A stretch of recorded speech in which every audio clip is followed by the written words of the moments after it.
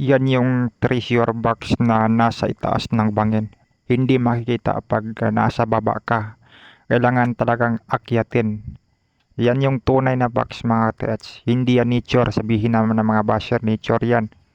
Yan nakikita ninyo, talagang treasure box yan. Cemented treasure box.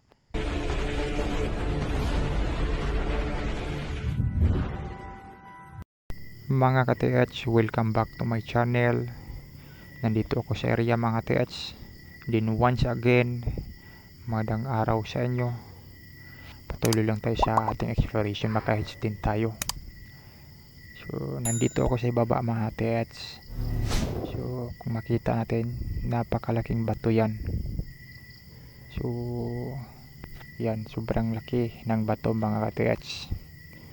Doon sa itaas mga TH, yan yung akyatin para makita ninyo yung box na nilagay ng Imperial Japanese Army.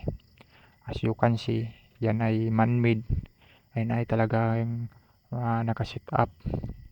So yan, hindi yan na nature. Talagang tao yung nagpastar. And then ngayon nandito ako sa taas na. So inakyat ko ito mga TH kahit napakataas, mga 180 feet ata. So estimated ko lang. Voice over muna tayo mga TH kasi napakahirap magsalita dito. Kasi pag malaglag ka dito, hindi ikaw talaga ay mamatay. So kasi napakataas. So ngayon sa gilid ng bato mga TH ay sobrang kinis. Yan ay naka-wool. Tapos kung makita natin, yan ay may catted eye. Catted eye yan. So pero box lang na hinati sa gitna. So sa kanji yan, ang ibig sabihin yan mga TH ay inside. So mag-ingat tayo pag makakita tayo ng ganyan. Kasi swerte na yan mga TH kasi nasa loob lang ng bato yung deposito. Yan talaga ay hindi dito sa ibaba. May dalawang hole and then may slash or etsi. So may dalawang deposito dito.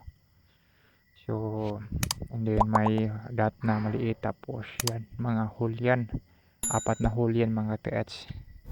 Tapos yan, so pag i-connect mo yan mga TH, arrow yan pa nagtuturo yan doon sa box.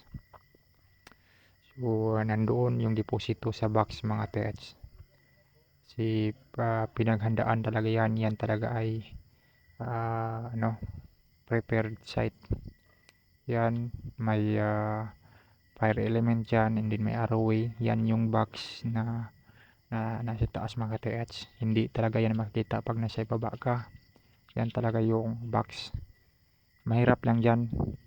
Dyan daanin, mahirap yan. So delikado. So doon